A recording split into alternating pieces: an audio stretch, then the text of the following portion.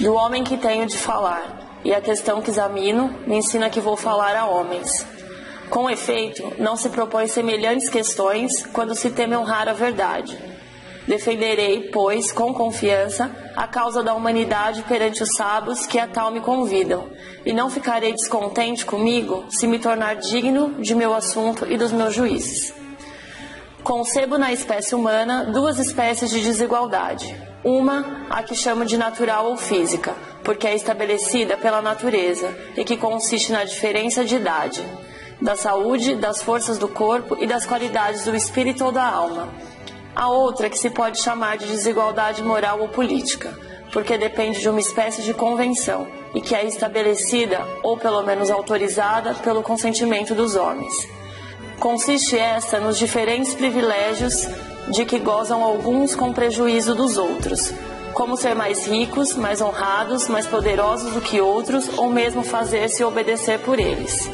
Não se pode perguntar qual é a fonte da desigualdade natural, porque a resposta se encontraria enunciada na simples definição da palavra. Ainda menos se pode procurar se haveria alguma ligação essencial entre as duas desigualdades, pois isso equivaleria a perguntar, por outras palavras, se aqueles que mandam valem necessariamente mais do que os obedecem, e se a força do corpo e do espírito, a sabedoria ou a virtude, se encontram sempre nos mesmos indivíduos, em proporção do poder ou da riqueza. Questão talvez boa para ser agitada entre escravos ouvidos por seus senhores, mas que não convém a homens razoáveis e livres, que buscam a verdade. De que, pois, se trata precisamente nesse discurso? De marcar no progresso das coisas o momento em que, sucedendo o direito à violência, a natureza foi submetida à lei.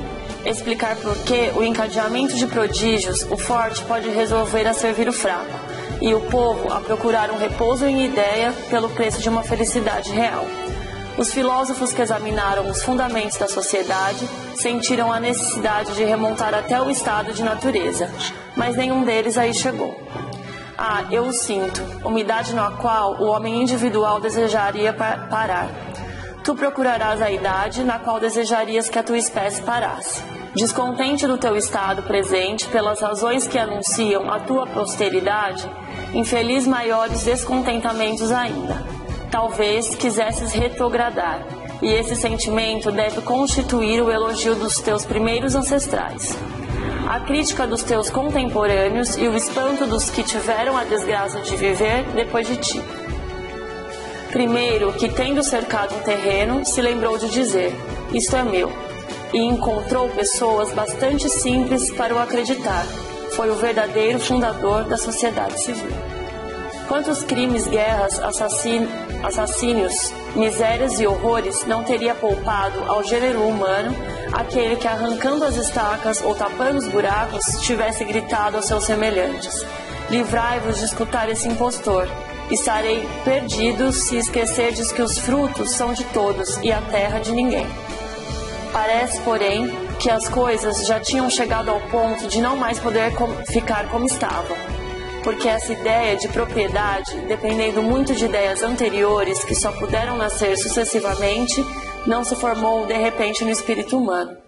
Foi preciso fazer muitos progressos, adquirir muita indústria e luzes, transmiti-las e aumentá-las de idade em idade, antes de chegar a esse último termo do estado de natureza.